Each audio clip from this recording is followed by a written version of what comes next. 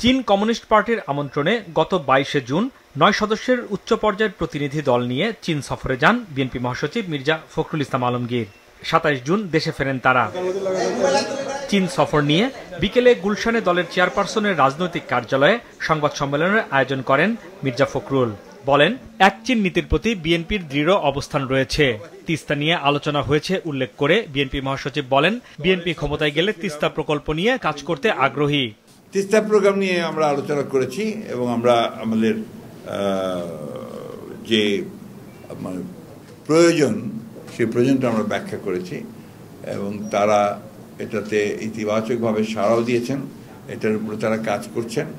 আমরা অবশ্যই তাদের যে প্রস্তাব যদি তারা দেয় সেই বিষয়টা আমরা ভবিষ্যতে যদি আমরা কখনো সরকার পরিচালনার দায়িত্বে আসি তখন সেটা আমরা অত্যন্ত ইতিবাচকভাবেই দেখব বলে আমরা বলেছি।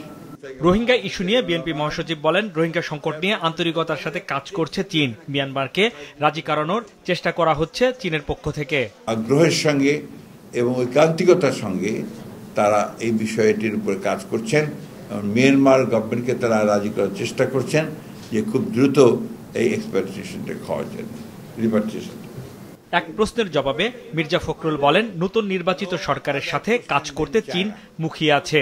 চীন আশা প্রকাশ করেছে যে নির্বাচিত সরকারের সঙ্গে তারা আরো গভীর দৃঢ়তার সঙ্গে, আন্তরিকতার সঙ্গে, ভালোবাসার সঙ্গে, প্রেমের সঙ্গে কাজ করবে। Thank you. হাসনাইন তানভীর, মাছরাঙা সংবাদ, ঢাকা।